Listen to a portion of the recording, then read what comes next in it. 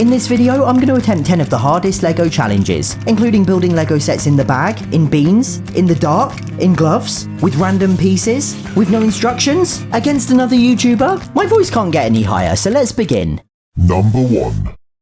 This first challenge is an old one but a classic. Build in the bag. Roll the theme song. Build in the bag, build in the bag, build in the LEGO set inside the bag. Build in the bag, build in the bag, build in the LEGO set inside the bag. Build in the bag, build in the bag, build in the LEGO set inside the bag. But did I manage it? It's done. It's incredibly fragile because of how tall it is. I think I'm going to cut the bag open so I don't break it. So this is the main part of the build. Then there's this character called Maple, and then it's just the spare pieces. That was far too easy, and LEGO themselves clearly thought so too, because they've since started making the bags out of paper instead. That's right, not only have the numbered bags in LEGO sets themselves switched to paper, but even these self-contained tiny sets have now too. I'm not sure if this is even possible anymore. The old plastic bags had a clear window on the back so you could see what you were doing, but this is completely opaque. But then I had an idea. If I turn out the lights, I can use my phone torch to vaguely make out the pieces inside. So in theory, it might just be doable after all. Roll the theme song. Build in the bag, build in the bag, build in the LEGO set inside the bag. Build in the bag, build in the bag, build in the LEGO set inside the bag. Build in the bag, build in the bag, build in the LEGO set inside the bag. So did I manage to build it this time? Drum roll please. I did not. I did manage to build the minifigure, but I think it's basically impossible. Even just building that was incredibly difficult. Number 2. This one was suggested by Abysmal Kin on Instagram. I'm going to see how tall a tower I can make out of just one type of LEGO piece. Firstly 1x1 round studs, then minifigure heads, and finally 2x2 bricks. I am allowing myself a base plate for stability. I'm not sure if that counts as cheating, but I'm making up the rules. I started with the 1x1 studs, marking every 10th piece in red, until this happened. It was the force of me constantly pressing down that broke it, so next I tried adding the pieces 10 at a time.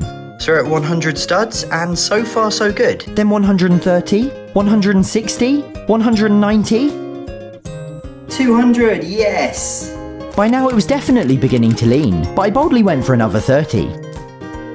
But would it survive 250?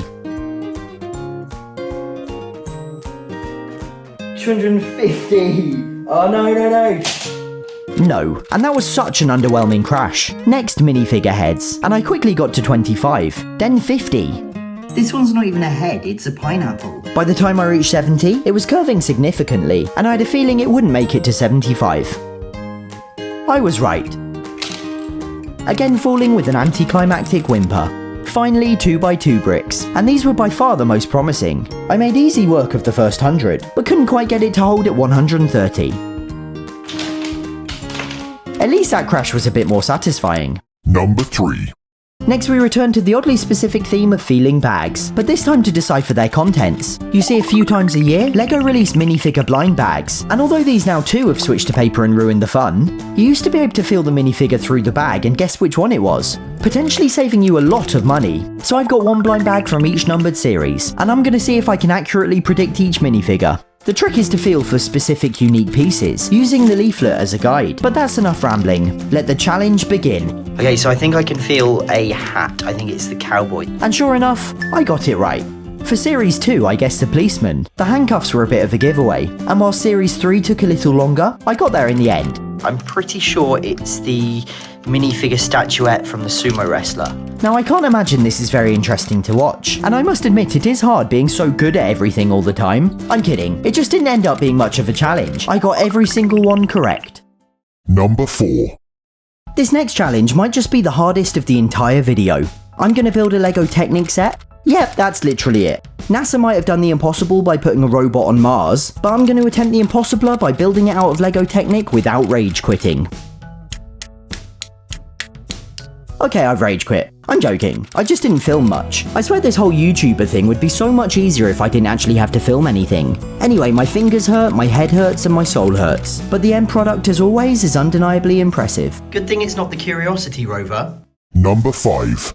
I want to see if I can build an official Lego set out of randomly coloured pieces I already own. Thanks to his iconic shape, I think R2-D2 is a perfect choice. I downloaded the instructions, raided my parts to find this colourful soup of pieces, then got to work. It was incredibly frustrating having so many pieces out at once. Usually these are split between 12 smaller bags in the official set. And then it was wildly confusing remembering not to pay attention to the colour. It's taking forever, but already the colours are looking so cool. Then I built R2's head and legs, and attached everything together, transforming it from a colourful lump of nonsense to something immediately recognisable. It was finished, and I feel like I just pirated a Lego set. I built this at zero cost to myself, and it looks magnificent, but I did then buy the official one anyway to compare. Oh, and thanks to A is for Awesome on Instagram for suggesting this one. Number 6. Now building a Lego set isn't often challenging, unless it's Technic, because you're just following the instructions. But what if I wasn't allowed any instructions? I'm gonna try and build this without a guide and without looking at the box. Immediately I had no idea where to start. So I'm fairly certain that these are the eyes, and then there are a lot of these ball and socket joints, and I think that must be how you attach the head and the limbs. The only thing to do was to crack on with it, and now feels like a good time to clarify. Just because I make Lego videos and I'm basically obsessed with it, doesn't mean I'm actually any good at it. It genuinely looks amazing, but that's because this is one I built afterwards with the actual instructions, and this malformed sorry thing is my attempt. It only has 3 legs, because I mistakenly used the tail pieces, which means it won't even stand upright. Even Bella wasn't impressed. Number 7. I'm going to attempt to build 3 different Lego sets in 3 different liquids. First we've got water, then slime, and then baked beans. Delightful. Water was obviously incredibly easy. I included it as a sort of baseline, but it was interesting to see the way the blue food colouring distorted some of the submerged red pieces. The hardest part was probably trying to grab some of the smaller pieces without them floating away, and the whole thing took about 5 minutes. It's kinda hard to tell, but it's meant to be a squid. The slime, however, was far more difficult. This is such a weird sensation. It was really challenging locating the pieces by feel alone. I spent forever just rooting around trying to find everything. They've got slime in like the underside of the brick, so when I put that on, there's going to be slime forever inside this penguin now. It took me 25 minutes, but eventually I managed it. This is the final piece. There we have one very slimy penguin. And finally, baked beans. Here we go. Oh, that is unique. Needless to say, this felt weird. And again, the hardest part was simply finding each piece. Like the slime, bean juice was getting trapped between the pieces. Oh, all the bean juice just popped as I did that. I'm going to try and shoot this at you. I think all the bean talk was making me delirious. It's beans. I don't know what I was expecting. There were just beans everywhere. So there we go, a squid built in water, a penguin built in slime, and a frog born in beans. Then of course, I had to try some. Don't judge me too much. They're freezing cold. I hope there's no...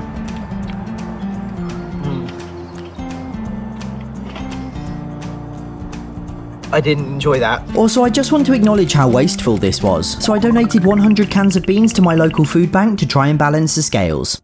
Number 8.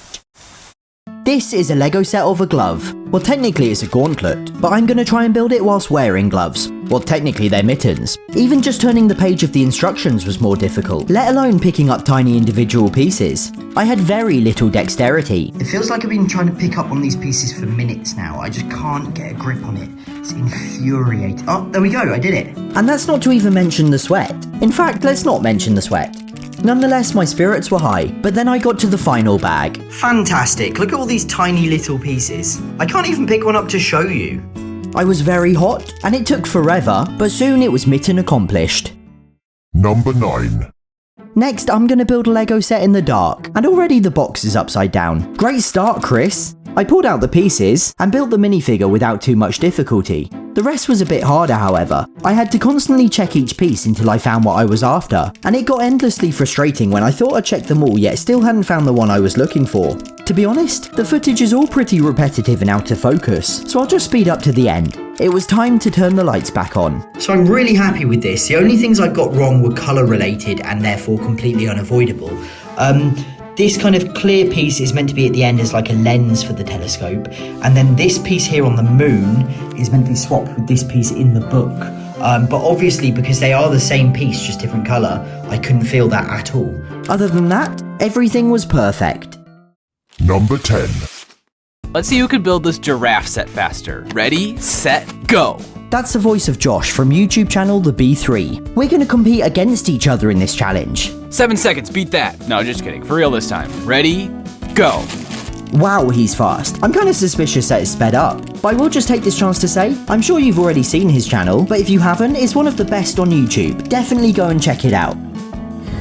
5308. Good luck beating that. Now it was my turn.